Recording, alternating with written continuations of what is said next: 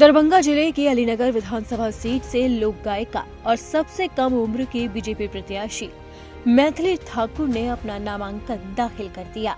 मैथिली ठाकुर ने अपने मधुर स्वर और लोकगीतों से न सिर्फ बिहार बल्कि पूरे देश में अपनी पहचान बनाई। सोशल मीडिया पर उनके लाखों फॉलोअर्स हैं और वो मिथिला संस्कृति की आवाज मानी जाती है। अब उन्होंने राजनीति में कदम रखकर एक नया प्रयोग किया है।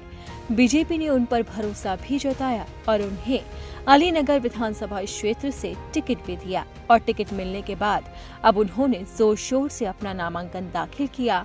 इसी के साथ ही उन्होंने ये खुलासा भी कर दिया कि वो कितने करोड़ रुपए की संपत्ति की मालकिन है, उनके पास कितना गोल्ड है और कितनी गाड़ियां हैं। तो चलिए जानते हैं मैथिली ठाकुर के जीवन के बारे में। मैथिली ठाकुर के पास नकद 1,80,000 रुपए है, 2 करोड़ से ज्यादा के वाहन और जेवरात भी हैं।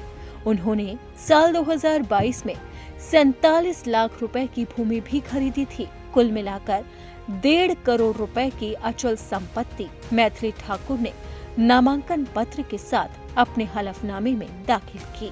उन्होंने अपनी कुल चल संपत्ति 2 करोड़ 32 लाख 33,255 रुपए बताई है।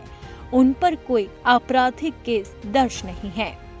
मधुबनी जिले के बेनीपट्टी थाना के उरेन गांव की रहने वाली मैथिली ठाकुर की उच्चतम शैक्षणिक योग्यता बीए प्रोग्राम है, जो उन्होंने दिल्ली विश्वविद्यालय के भारती कॉलेज से पूरी की। उनका जन्म 25 जुलाई 2000 को हुआ था। वो मात्र 25 साल की ही हैं।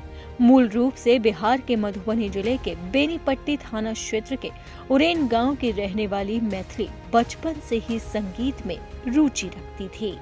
उनके पिता रमेश ठाकुर खुद एक संगीत शिक्षक हैं और उन्होंने ही मैथिली को संगीत की शिक्षा दी है।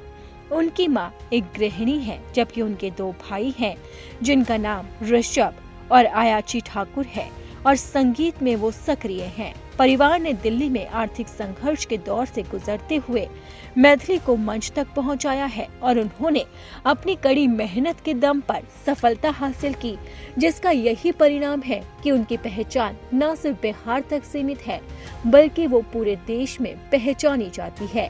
और अब तो उन्होंने राजनीति में एंट्री भी कर दी है और सीधा टिकट लिया है बीजेपी के हाथों।